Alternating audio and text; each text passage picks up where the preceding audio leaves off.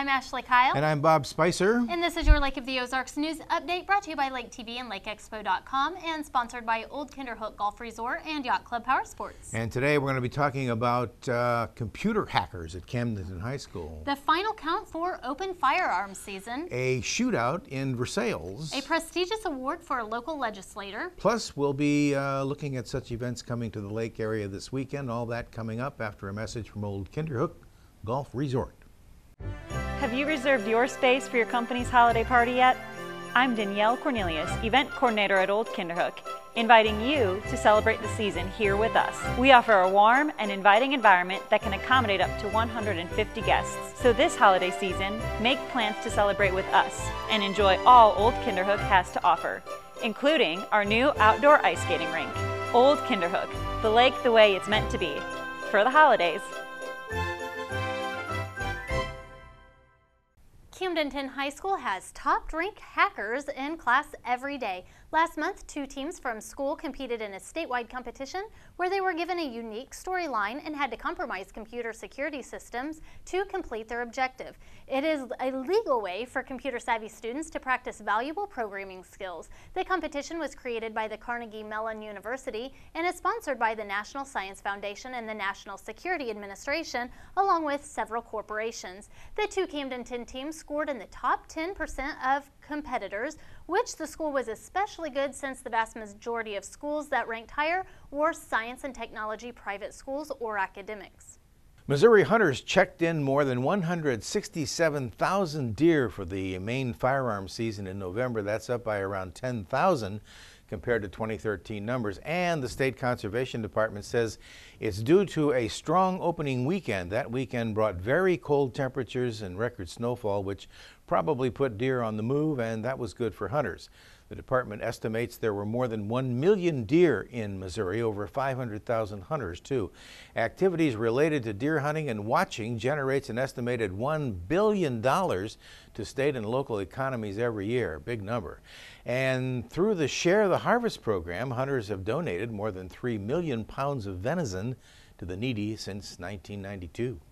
A LAURIE woman was found dead in the lake on Wednesday, and authorities are investigating the cause. According to the Missouri State Highway Patrol, Nancy Ruppert was reported missing on Sunday, November 23rd, and her body was found by a private citizen in the water near Millstone Marina at the 7-mile marker on Wednesday, November 26th. It was not reported whether Ruppert was suspected to have drowned or died from another cause. Her body was turned over to the Morgan County coroner, and we'll update you if there are any further developments on that one. It could have been much worse, but firefighters were able to contain and extinguish a mobile home fire last week, saving that home. On November 18th, firefighters arrived at the home to find smoke coming out of both eaves and flames shooting out of the roof. They attacked the fire where it started in the kitchen and were able to contain it there, but the fire is believed to have been started in the stove area, but since there were no red flags, investigators into the cause of the fire have not deemed it necessary to conduct an interview. Officials remind homeowners, by the way, who are firing up heating sources for the first time to inspect them carefully, and this is a good time to change the batteries in your smoke detector. A gun battle ended badly for a suspect whom police were arresting for assault last week. According to the Missouri Highway Patrol, Morgan County Sheriff's deputies and Versailles police officers were alerted to an alleged assault on 2nd Street in Versailles.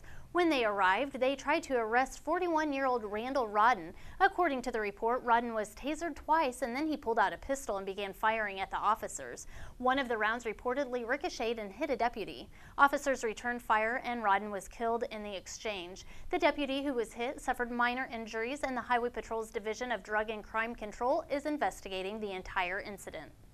Police are looking for the suspect in an attempted robbery of an Osage Beach restaurant last week. According to authorities, a white male in his 30s entered La Tapatia on November 25th holding a knife. He demanded money from the cash register, but the employee shut it instead and said he was calling the cops. The man fled and was seen entering a white SUV that traveled east on Osage Beach Parkway. He's described as 5'10", weighs about 195 pounds, brown hair and eyes with no facial hair. Anybody with information about the suspect should contact the Osage Beach Police Department or call the We Tip hotline. That's 800-782-7463. There seems to be plenty of support for stricter taxi guidelines in Lake Ozark based on the turnout at an open forum last week. The strongest support may come from local taxi owners who say that the fly-by-night services that spring up on busy weekends are causing big problems. No single solution has come up with yet, with some proposing stricter enforcement and spot checks outside bars, and others suggesting the city should act as a clearinghouse for taxi companies to operate. One thing everyone seems to agree on is that the rate should be posted clearly, since some customers have complained that the rate changed between the time they got in the cab and the time they got out of it. The city is currently drafting an ordinance to address the issue, and it will be posted in the glass display outside the City Hall for public viewing. State Representative Rocky Miller has been recognized by the Missouri Chamber of Commerce as Freshman Legislator of the Year. That's according to the Chamber. The award goes to legislators who not only become prominent voices in their chambers, but become leaders on important issues in their first terms. The Chamber pointed it out to House Bill 1075 that protects employers' property and assets from outdated unclaimed property. Some states have used outdated unclaimed property laws to seize business assets in an effort to pad state revenues. In his first term, Miller also helped push through reforms on DNR water testing that ended public beach closures around the state. Voters sent Miller back to Jeff City for another two-year term in the November elections. Coming up, we'll take a look at events coming to the lake this week, and that's after a message from Yacht Club Power Sports. We'll be right back. It's time to have some fun on land with Can-Am ATVs and side-by-sides available at Yacht Club Power Sports of Osage Beach. New and used models available. Come and check out the all-new models to get you ready for the fall. Yacht Club Power Sports is the only authorized Can-Am dealer at the Lake of the Ozarks. Have some serious fun with the Can-Am Maverick Max or check out the Outlander 1000 XMR. Stop by Yacht Club Power Sports, your Can-Am and Sea-Doo provider of mid-Missouri. It's a great time of year for giving, and Providence Bank has teamed up with Citizens Against Domestic Violence to accept donations of clothes, non-perishable food items, and household goods. Bring them to Providence Bank on Route KK in Osage Beach, and they'll drop them off at CADV's headquarters. It's a big weekend at Old Kinderhook. The resort's outdoor ice skating rink opens Thursday with pomp and circumstance. There'll be figure skating demonstrations. Olympic champion hockey player Ken Morrow will be there to sign autographs and meet and greet. And there'll be hot chocolate and s'mores. The grand opening kicks off at 4 o'clock. You'll also get a chance to try out the ice between the shows. It's the only ice rink at the Lake of the Ozarks, and the resort plans to organize pond hockey teams too, and we'll be there to cover that. Then on Friday night, come to a tree lighting ceremony at Old Kinderhook. The lights come on at 9 p.m. and Saturday and Sunday you can enjoy s'mores with Santa at the ice. That goes on from 10 a.m. to 2 p.m. on Saturday and from 1 to 3 on Sunday. It's Christmas on the Square this Saturday in Camdenton. Santa will be there along with food, games, vendor booths, and lots more. The event runs all day on the Square in Camdenton. School of the Osage will hold its annual holiday bazaar at the high school on Saturday from 9 to 4. There will be more than 75 tables with vendors selling everything from decorations to gifts to quirky and unique items. If you want to hear some Christmas music, you'll have plenty of options this weekend. Main Street Music Hall continues its Christmas on Main Street program. That's Friday and Saturday nights.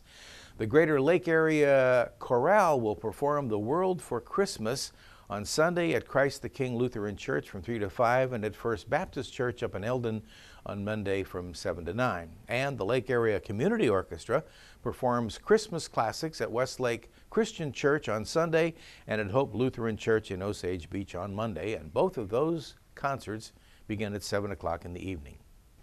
That wraps up this week's Lake of the Ozarks News Update. I'm Ashley Kyle. And I'm Bob Spicer, and thanks for watching us on Charter Cable Channel 197. Como Connect Channel 90. And anytime, anywhere, 24/7 on mylaketv.com, and we'll see you next time.